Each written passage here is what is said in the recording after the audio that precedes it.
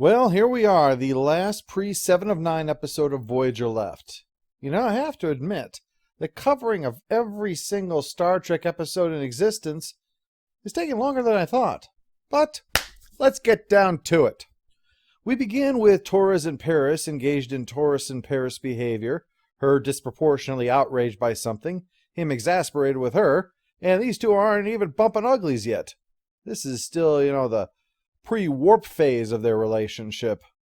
If you don't like the program, that's fine. But why do you always have to get so hostile? I am not hostile. I'd laugh, but that might just be true. This might just be Torres in her ground state, permanently surly. Before they can finish their fight, a guy just appears out of thin air, confused. After the titles, the cowering figure, a Nyrian, wants to know why he's been abducted. So they take him to sickbay, cranking the temperature up to 45°C and dimming the lights for the guy. I guess no one who dresses like this would want to be too visible. He has no explanation for why he's here. He was on his colony one moment, then here the next. The doctor also says that Kes isn't here to assist him for some reason, and a quick check reveals, she's gone. This proved quite amusing when, early in Season 4, this episode served as a rerun that was early in the season. It felt like everybody had a moment of dementia, forgetting that Kes had actually left the ship weeks ago. Kes vanished the same time that our new pal arrived, so Harry and Torres look into it. There's just one problem. You don't think I'm hostile, do you? Better say no or I'll punch you too. Harry soon vanishes, although under the circumstances he's probably relieved. Again, a vanishing crew member leads to a new Nyrian arrival. Over 22 people have vanished, and Torres has a great big pile of nothing. There's a tech build-up that vanishes when people do, but she narrows it down to something either natural or artificial. That's really helpful. I've got a prediction for you. The winner of the Super Bowl will be a football team. Janeway wants all the Nyrians confined to the shuttle bays with security guards keeping an eye on them. She's not falling for the "we're all innocent" crap. An innocent is just a criminal who doesn't have any balls. Thanks to a Nyrian astrophysicist who showed up, Torres has identified a baby wormhole, much less popular than Baby Yoda, which she thinks is to blame. I'd like you to find one of the Nyrians. Yeah, be careful what you wish for, huh, Chakotay? Speaking of karma, Neelix is in charge of handling the needs of the whining, grumbling, complaining Nyrians about it being too cold and too humid in here. I'd enjoy this, except enjoying a scene with Neelix and it would go against my DNA. Soon Neelix is gone too, and Chakotay is doing his best to try to handle this ship with just junior officers to help out. The only other one left is Torres, who's too busy trying to not be hostile at the baby wormhole in case it starts crying. While she's examining it, the astrophysicist keeps poo-pooing her ideas, but not because he thinks he's so much smarter than her. It's because she's starting to figure out that this isn't any kind of wormhole, baby or otherwise. Oh man, I thought the guy who lost to 2 unarmed Ferengi was embarrassed. This guy lost to an unarmed astrophysicist dressed like a nativity scene wise man. He arranges it so that Torres is the next one to leave, and her wormhole revelation is old news, what with the guards and all. She and Tom know that this looks nothing like a Nyrian colony should. It's bright, the temperature is comfortable for humans, and they're not walking around going, "Why don't the kids call? Why don't the kids call?" Oh wait, no, I'm thinking of Florida. Luckily, Chakotay has been getting as paranoid as Janeway, and he and his new flunky get to work locking down the ship so that when the crew is gone, no one else can use it.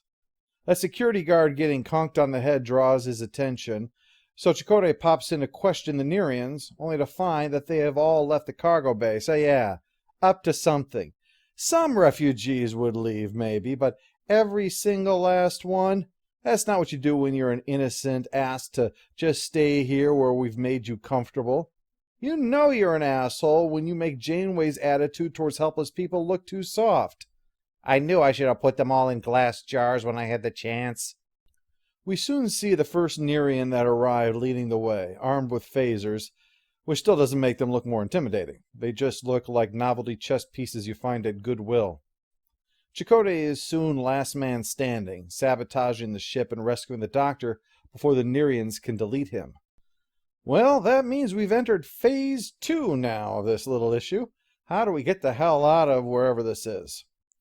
Tuvok's done some exploring and found that there are 10 compounds in the area where their crew has been sent. The entire area is contained by impassable terrain. And we've played enough video games to spot invisible fences when we see them. I smell a holographic rat.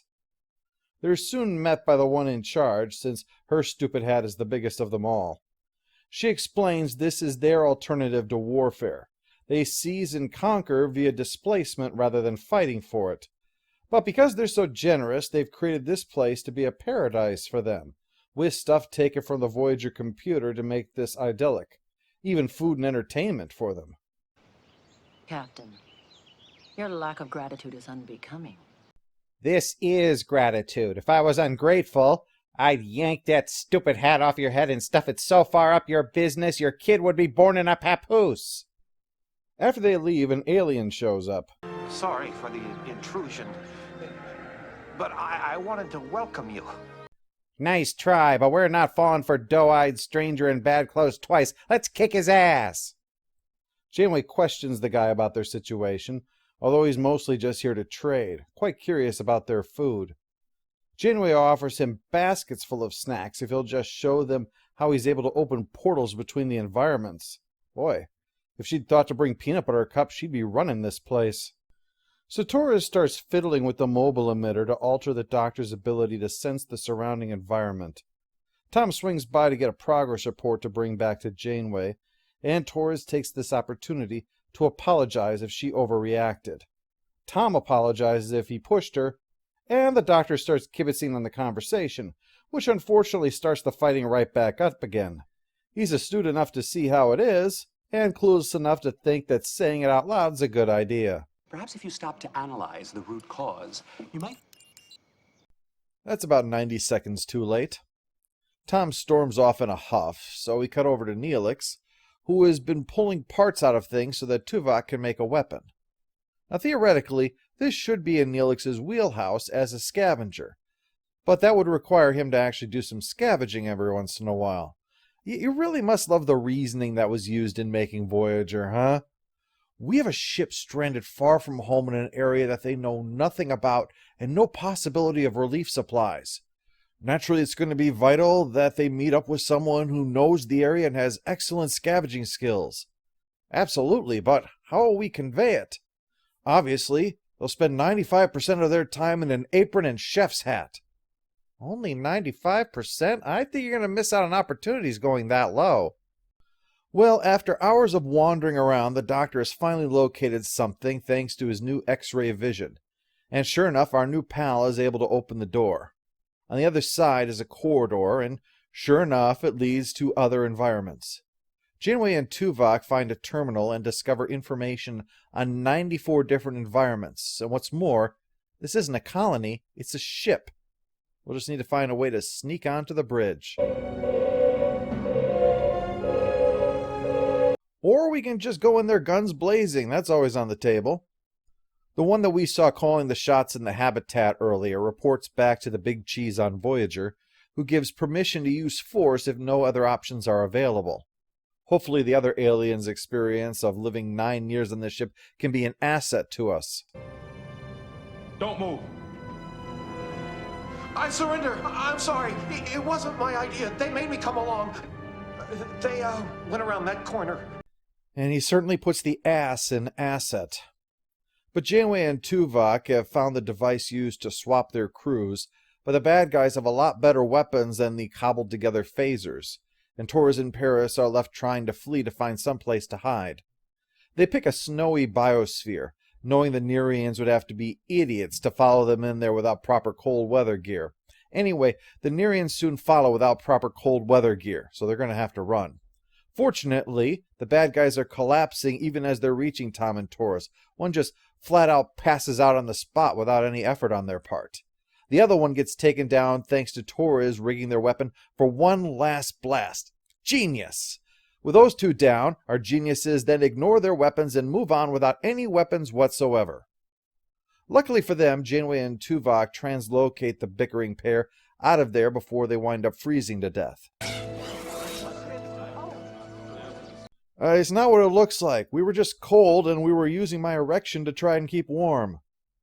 Up next is dumping the big cheese and the astrophysicist into the Arctic biome, so Janeway can demand everything gets set back to right for all the captured beings and their stolen ships and colonies. Eventually, the bad guys acquiesce, leading to the Coda, where Torres and Tom chill in the recreational program and try to put their bickering behind them. Good luck with that. The post-episode follow-up. Stupid Neelix's moment is sending him to go disassemble vital life-sustaining technology. I know it was probably not his idea, but it was the inevitable thing that would happen. Final score for Displaced is 5 out of 10.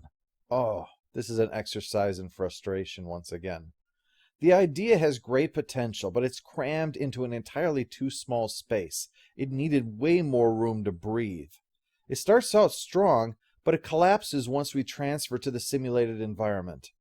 The aliens are just a bland obstacle that needs to be dealt with, and things are heavily streamlined to fit all the elements into the episode. Besides the obvious in-the-moment eyebrow-raising, it suffers heavily from further thought after it's done. Like, why do they even need to do this? What would be the motivation to simultaneously go to this much trouble to seize other people's ships and colonies when they can create idyllic worlds already? They're going to all the trouble of making paradise. What's the purpose of it? What's their motivation? Just saying they want stuff isn't good enough. You have to have something better than that. I'm sick and tired of the "'cause" answer on this show. The thing about a colony is, it's stationary. If it goes missing, people are going to wonder what happened and come check it out and discover everybody's gone and your people are there. How many times can that happen before you think that people are going to start putting two and two together? And if you do this to a lot of different species, you're going to make a lot of different enemies. And one ship, even Voyager, is not going to make a difference at all. I'm actually strongly tempted to create an entirely new category for this phenomenon since it crops up. Load-bearing villain. For when the bad guy is constructed with no thought beyond what carries the story in the desired direction. It's just shocking the stark contrast that we get between the dread of basics and the just another day at the office vibe that we have here.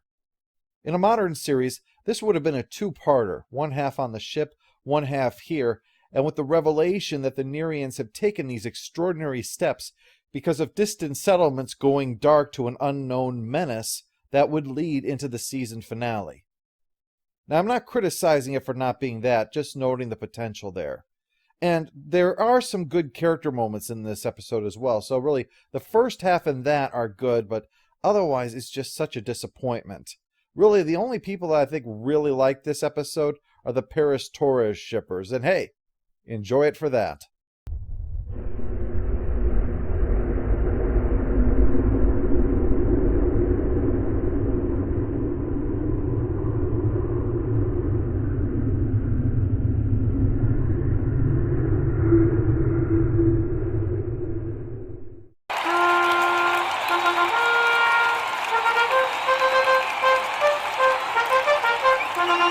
All hail the Overlord!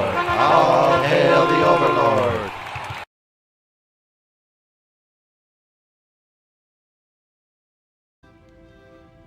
I'm afraid.